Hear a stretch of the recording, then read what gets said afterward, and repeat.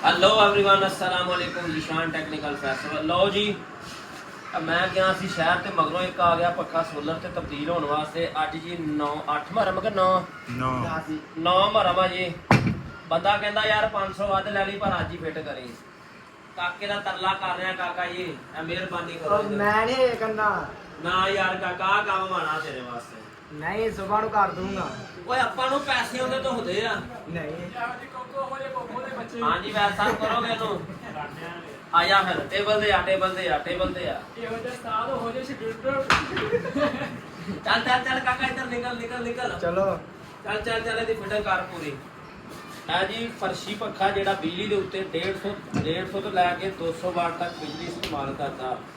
अगर इसे पक्के ਨੂੰ BLDC ਚ ਤਬਦੀਲ ਕਰੀਏ ਪਤਾ ਨੂੰ ਇੱਕ ਗੁਰ ਦੀ ਗੱਲ ਦੱਸਦਾ ਇਹ BLDC ਮੋਟਰ ਤੁਹਾਡੀ ਜਿਹੜੀ ਹੈ ਨਾ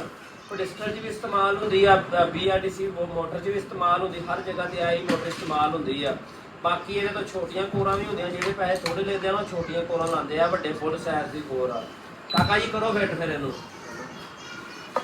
ਇਹਦਾ ਅੰਦਰੋਂ ਸਾਈਜ਼ ਥੋੜਾ ਸੀ ਬਾਕੀ ਟੂਲ ਲਵਾ ਕੇ ਅਸੀਂ ਇਹਨੂੰ ਬਰਾਬਰ ਕੀਤਾ ਤਾਂ ਕਿ ਨਾ ਇਹਦੀ ਕੋਰ ਫਿਕਸ ਹੋਵੇ ਤਾਰਾ ਪਰ ਇਹਨੂੰ ਪਿੱਛੇ ਨੂੰ ਕੱਢਿਆ ਕਰ ਇੱਧਰ ਤਾਰਾ ਇੱਥੇ ਕੱਢਿਆ ਕਰ ਇਹ ਦੋਸਤੋ ਵੀਡੀਓ ਦੇਖੋ ਤੁਹਾਨੂੰ ਇਹਦੀ ਫਿਟਿੰਗ ਦਾ ਤਰੀਕਾ ਸਾਰਾ ਕੁਝ ਦੱਸਦੇ ਆ ਪਹਿਲਾਂ ਨਾ ਇਹਦੇ 'ਚ ਬੈਰਿੰਗ ਲਾ ਕੇ ਇਹਨੂੰ ਉਠੋ ਇਹਦੇ ਵਿੱਚ ਨਾ ਇਹਦਾ ਮੈਗਨੇਟ ਦਾ ਜਿਹੜਾ ਬੋਰ ਹੁੰਦਾ ਨਾ ਇਹ ਹੁੰਦਾ 15 ਮਿਲੀ ਦਾ 15.5 ਮਿਲੀ ਦਾ ਅਸੀਂ ਇਹਦਾ ਸਾਈਜ਼ ਕਰਵਾ ਲੈਣਾ ਹੁੰਦਾ ਵਾ ਐਕਸਲ ਦਾ ਉਸ ਤੋਂ ਬਾਅਦ ਆਸਾਨੀ ਦੇ ਨਾਲ ਜੈਕ ਦੇ ਉੱਤੇ ਪ੍ਰੈਸ਼ਰ ਦੇ ਕੇ ਤੇ ਇਹਨੂੰ ਫਿੱਟ ਕਰ ਦੇਈਦਾ ਬਿਲਕੁਲ ਸਿੱਧਾ ਨੱਕ ਦੀ ਲਕੀਰ ਵਾਂਗੂ ਉਸ ਤੋਂ ਬਾਅਦ ਇਹ ਤੇ ਤੁਸੀਂ ਲਾ ਲੈਣਾ ਇਹਦੇ 'ਚ ਆਪਣਾ ਮੈਗਨੇਟ ਲਾ ਕੇ ਉਸ ਤੋਂ ਬਾਅਦ ਕੋਰ ਦਾ ਸਾਈਜ਼ ਕਰਨਾ ਫਿਰ ਜਿੱਥੇ ਵੀ ਕੋਰ ਦੀ ਫਿਟਿੰਗ ਬੈਠਦੀ ਹੋਈ ਉੱਥੇ ਇਹਨੂੰ ਬਿਠਾ ਲੈਣਾ ਇਹਨੂੰ ਸਾਫ਼ ਕਰ ਚੰਗੀ ਤਰ੍ਹਾਂ